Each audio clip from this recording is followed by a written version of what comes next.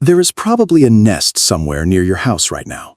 Maybe in the rose bush, maybe on the window ledge, maybe in the vine by the back door. What you probably haven't stopped to consider is why that specific bird chose that specific spot, close to you. Welcome to Backyard Bird Mind. Subscribe if you're new. Because a nest is not just a nest, it is the answer to a question that bird asked about you and decided you had passed. Building a nest is the most consequential decision a bird makes in any given year. Everything else, where to forage, which perch to use, which feeder to favor, can be adjusted. A nest cannot. Once the eggs are laid, the location is fixed, the bird is committed. If the site turns out to be wrong, the consequences are total. The eggs are lost, the young are lost, the weeks of work are lost, and in some cases, the parent birds themselves are at serious risk. This is why nest site selection is not a casual decision. It is, in terms of the stakes involved, the most important judgment a bird makes in its entire breeding season. Consider what that investment actually looks like. A pair of American robins constructing a nest will make between 150 and 200 separate trips to gather mud, grass, and plant fibers over a period of 3 to 5 days. A house wren may carry more than 1,000 sticks before the basic structure is complete.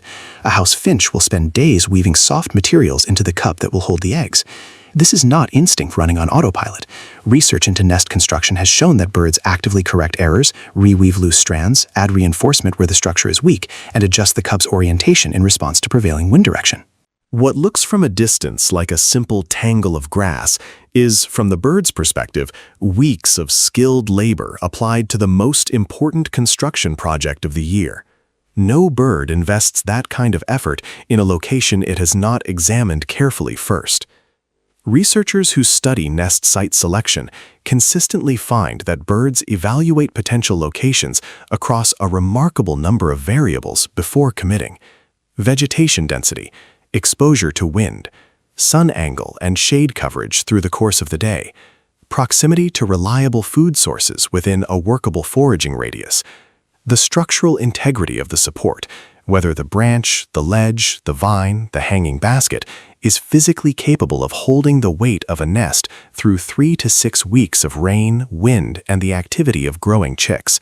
The concealment the location provides from aerial predators looking down and ground predators looking up. The escape routes available if the nest is discovered and approached. In species like the American robin, researchers have documented nest site assessment visits made by females over periods of 7 to 14 days before any material is placed, with each visit spent evaluating the location from slightly different angles and at slightly different times of day, as if the bird is stress testing the site against every scenario it can imagine. All of this is assessed, weighed, and decided before a single strand of grass or mud is placed. The nest that appears in your garden seemingly overnight was preceded by a period of careful, deliberate evaluation that you probably didn't notice because you weren't looking for it. And then there is the human variable. For birds that live near human homes, American robins, house wrens, Carolina wrens, song sparrows, house finches, mourning doves, European starlings, the presence of a nearby human is not a neutral factor in the assessment. It is something the bird actively evaluates because it has to. The human is the largest, most unpredictable element in the local environment. Everything else, the wind, the vegetation, the cats on the fence, can be mapped and managed. The human is the wild card. The question the bird is asking, in the only terms available to a wild animal, is simple. Is this human a threat to my nest? The answer it arrives at depends entirely on what it has observed. If the human moves quickly near the territory, makes loud or sudden sounds, brings dogs or cats into the space, or has in any previous season disturbed a nest in that area, the bird classifies the proximity as a risk factor and selects a site that minimizes exposure. But if the human moves slowly, maintains a predictable and consistent routine, fills the feeders at the same time each day, and has never presented an active threat to the territory, that human gets classified as something birds rarely grant to any predator-sized creature: safe. Safe enough to build near, safe enough to raise young near, safe enough to be vulnerable near for the entire length of the breeding cycle, while the eggs develop and the chicks grow and the nest is at its most exposed. This classification does not happen in a day. It is the product of observation accumulated across weeks of scouting behavior that most people never notice because they don't know what they are looking at. Before a nest appears in your garden, there was a period, usually 2 to 3 weeks before egg laying, during which the bird was evaluating the site and everything around it.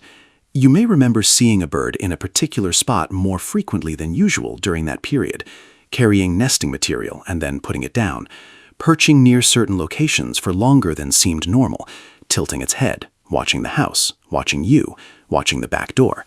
That was the assessment phase. The bird was running its calculation. Your behavior during those weeks, how you moved, how predictable you were, how you responded to its presence, was the data it was collecting. The nest that appeared is the result of that calculation coming out in your favor. What the bird was specifically looking for during those scouting weeks is worth understanding because it helps explain how ordinary human behavior, the kind of behavior that seems entirely unremarkable from the inside, becomes meaningful data for a creature that is making the most important decision of its year. Slow movement near the territory gets registered as low threat. Fast movement gets registered as predator adjacent. Predictable timing, the same person appearing at the same times, doing the same things, gets registered as routine rather than intrusion. A voice that is calm and consistent gets incorporated into the ambient sound of the site. A voice that is sharp or sudden gets logged as a variable to watch. What the bird is building across those weeks of watching is a behavioral model of the human, not unlike the kind of model we explored in earlier videos, where birds build models of people to predict their routines and movements. In the context of nesting, that model is being used to answer a single high-stakes question. Will this person be a danger to my eggs and my chicks? The more consistent, slow, and predictable you were during those weeks, the more clearly the answer came back as no. If you find this is the kind of thing that makes a nest in your garden mean something different, subscribe to Backyard Bird Mind and share this with someone who has one nearby right now. Not all nests near human structures represent the same level of trust. The distance and placement of the nest tells you something specific about how the bird classified you, and the closer it is, the more extraordinary the decision. A nest placed at the far edge of a garden, where human activity is nearby but not direct, represents a moderate assessment. The space is acceptable, the human is tolerable, but a buffer is maintained. A nest in the middle of a garden, in the rose bush, in the vegetable plot, in the climbing hydrangea, represents a significantly more deliberate evaluation.